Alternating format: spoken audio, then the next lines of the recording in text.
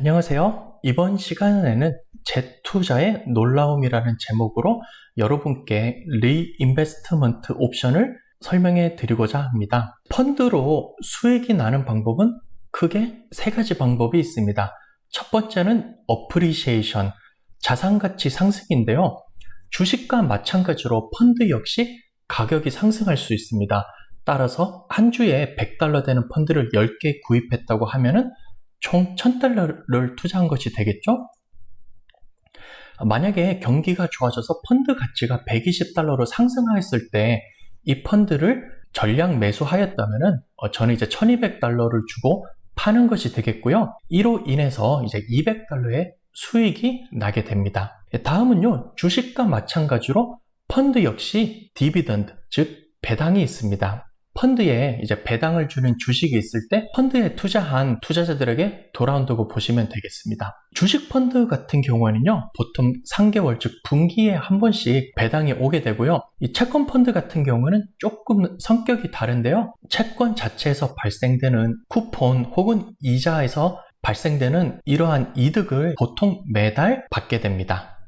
다음은 캐피탈 게인, 즉 자본이익 되겠습니다. 이 배당 같은 경우에는요, 주식을 가지고 있으면서 받게 되는 배당이 펀드 투자자들에게 전달이 되는 것인데요. 캐피탈 게인 같은 경우는 주식 혹은 이외의 상품을 매각함으로써 발생되는 이익이 펀드 투자자들에게 전달되는 것입니다. 그리고 이 캐피탈 게인은 보통 연말에 한번 펀드에 붙게 됩니다. 세 가지 수익 중에서요, 첫 번째 어프리시에이션 같은 경우는 실제 펀드를 매각하지 않으면 이익이 발생되지 않기 때문에 잠정적인 이익이라고 볼 수가 있거든요. 따라서 이 어프리시에이션은 재투자를 할 수 있는 옵션이 없고요.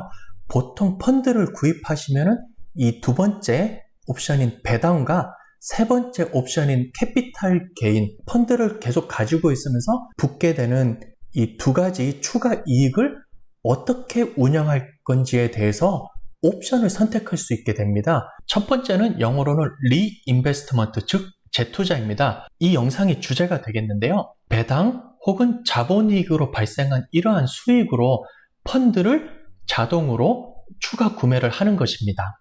비슷한 예로는요, 은행의 복리 효과가 발생하는 것과 비슷한 결과가 나오게 됩니다. 내가 어느 정도의 원금이 있는데 여기에 이자가 붙었고요. 이 이자를 꺼내지 않고 계속 원금과 같이 묶어두면요, 다음 이자가 발생되었을 때 더 높은 금액의 이자가 붙게 되고요, 점점 더 눈덩이가 커지는 스노우볼 이펙트를 발생하게 됩니다. 보통 자산을 늘려야 할 초중반에는 조금이라도 펀드에 돈을 더 보태서 추가로 구매를 해야 되기 때문에 리인베스트먼트 옵션을 선택해 놓기를 제가 추천드립니다. 다음은 트랜스퍼, 즉 이체를 하는 옵션입니다. 배당과 자본이익으로 발생한 수익을 추가로 펀드를 구입하는 데 쓰지 않고 본인이 가지고 계시는 펀드사의 캐시 계정이라든가 아니면은 연결되어 있는 은행으로 이체를 해놓도록 설정을 해놓으시면 됩니다. 불어난 돈을 굳이 은행으로 이체해서 써야 될 때는요, 이제 소비랑 지출에 써야 될 때 이렇게 쓰시면 되겠습니다.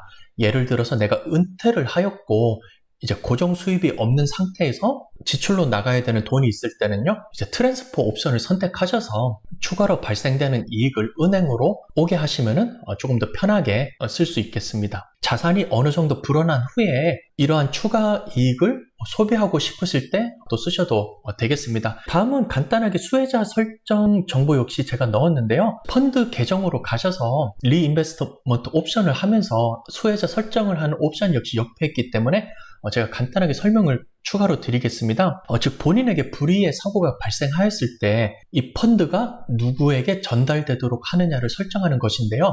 펀드를 구입하고 나서 이제 계정 정보가 나오면은요, 그 다음부터 설정할 수가 있으니까요, 구입하고 나서 며칠 있다가 이 수혜자 설정을 하시면 되겠습니다. 피델리티 계정으로 로그인을 하였습니다. 최근 5월 말 들어서요, 경기 지수가 많이 회복이 되었죠. 이제 미국의 S&P 같은 경우에도 이제 3,000대를 다시 넘겨버렸고요. 제가 지난번에 이제 $1 주고 산 게 $1 5센트가 되었고요. $20 주고 산 피델리티 제로 인터내셔널 인덱스 펀드는 $20 91센트가 되었습니다. 우선 간단한 설정인 베네피시어리 설정부터 가겠습니다.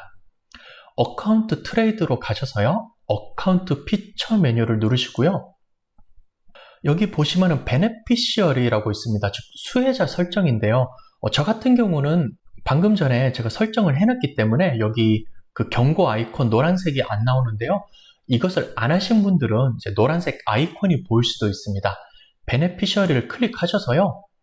이제 처음으로 하시는 분은 Add 베네피셔리를 하시고요. 수정을 하실 분들은 Edit 베네피셔리를 하시면 되겠습니다. 메뉴를 클릭하시고요. 메뉴 옵션이 나오면요.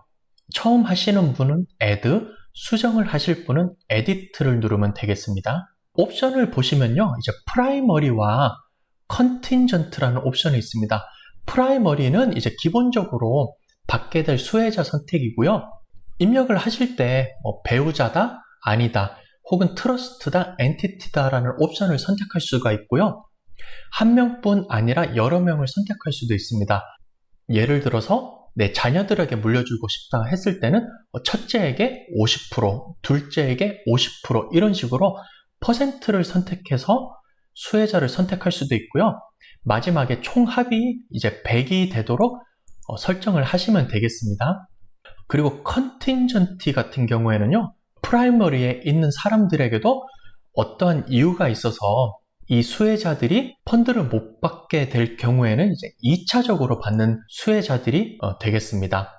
Add 베네피셔리를 선택하셔서요. 이제 수혜자들을 선택하신 다음에 Next를 누르셔서 이용 약관을 살펴보신 후에 컨펌을 눌러서 마무리를 하시면 되겠습니다. 이렇게 베네피셔리 수혜자 설정하는 거는 어렵지가 않으니까요.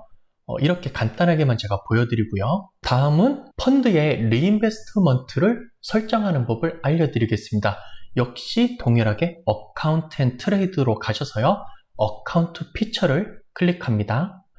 여기 두 번째 메뉴 보시면요. 이제 리인베스트 디비던드 이러한 옵션이 보이죠? 브로커리지 앤 트레이딩을 클릭합니다. 디비던드 앤 캐피탈 게인 메뉴를 클릭합니다. 디비던드 앤 캐피털 게인 메뉴에 오시면은요, 본인이 가지고 있는 투자 상품들이 나오게 되고요. 피델리티 같은 경우에는 자동적으로 배당금과 캐피탈 게인 둘 다 해당되는 종목으로 자동적으로 리인베스트를 하도록 되어 있습니다. 피델리티 500 인덱스 펀드에 배당이 나왔으면요, 그날 자동적으로 피델리티 500 펀드를 추가 구매하게 됩니다. 추가 투자가 아니고 해당되는 금액을 직접 받기를 원하시면은요, 액션에서 업데이트 버튼을 누르시고요. 배당과 자본 이익을 콜 어카운트로 오도록 설정을 하시면은요, 발생되는 이익이 콜 어카운트로 적립이 되게 되고요. 이 금액을 은행으로 찾아올 수가 있습니다. 또는 원하시는 대로 옵션을 섞어서 쓰셔도 되겠습니다. 예를 들어서 배당 이익이 발생하는 경우에는 추가로 펀드를 구입해서 점점 더 굴려나가지만 연말에 발생하는 자본 이익에 관해서는 콜 어카운트로 적립되기를 바란다라고 이런 식으로 설정을 해도 되겠고요. 이 펀드 말고 다른 펀드에 조금 더 비중을 실어주고 싶다고 하시는 분은요, 해당되는 펀드를 추가 구매하지 말고 다른 펀드를 구매하라고 이런 식으로 선택을 하셔서 끊으셔도 되겠습니다. 저 같은 경우는요, 이제 피델리티 계정을 연 지 얼마 안 됐고 계속해서 펀드가 어떻게 불어나가는지 보기를 원하니까요, 리인베스트먼트 옵션에 놔두고요, 별다른 수정 없이 저는 캔슬을 누르도록 하겠습니다. 다음은 제가 뱅가드 역시 옵션을 보여드리겠습니다. 이 투자하는 회사에 따라서 디비던드와 캐피탈 게인 옵션이 리인베스트일 수도 있고 아닐 수도 있으니까요. 펀드를 선택하셔서 아래 홀딩 옵션으로 가신 다음에요. 역시 피델리티와 마찬가지로 에디트 버튼을 누르셔서 배당과 자본이익이 어디로 가는지 설정을 해 놓으시면 되겠습니다. 에디트 버튼을 눌러서요. 디비던드 혹은 캐피탈 게인으로 가셔서요. 박스를 클릭하시면요. 첫 번째 옵션은 역시 마찬가지로 리인베스트먼트 되겠고요. 이익이 발생하면은 펀드를 추가로 구매하라는 옵션이 되겠고요. 두 번째는 이제 세틀먼트 펀드인데요. 피델리티의 콜 포지션과 같은 의미라고 보시면 되겠습니다. 임시적으로 돈을 놔두는 캐시 어카운트 같은 개념이고요. 뱅가드에서는 이제 세틀먼트 펀드라고 이야기를 합니다. 세 번째는 트랜스퍼 투 뱅크 어카운트인데요. 중간에 있는 캐시 어카운트를 거치지 않고 바로 은행으로 이체를 하도록 해달라는 옵션이고요. 네 번째는 샌드미어 책, 즉 종이로 된 책을 적어서 나에게로 책을 보내달라는 옵션이 되겠습니다. 이번 시간에는 재투자, 리인베스트먼트를 어떻게 세팅하는지 그리고 확인하는지에 관해서 알려드렸습니다. 매달 투자하는 불입되는 금액에 보태서 리인베스트먼트 옵션은 이렇게 눈덩이가 굴러가는 데 있어서 중요한 역할을 담당하게 됩니다. 펀드 투자 역시 마찬가지입니다. 매달 돈을 불입하시고 여기에 리인베스트먼트 옵션을 해서 추가로 돈이 붙는다고 하여도 초반에는 정말 잘 느낄 수 없을 것 같은데요. 계속 꾸준하게 장기 투자를 하셔서 나중에 금액을 산정해 보시면요. 정말 본인이 생각했던 것 이상으로 투자 금액이 크게 불어나 있을 겁니다. 여러분께서 원하시는 일을 하는데 이렇게 조금이라도 도움이 되는 그런 투자가 되기를 바라겠고요. 제 영상이 도움이 되었다면 구독과 좋아요 부탁드리겠습니다. 여러분 특히 건강 유의하시고요.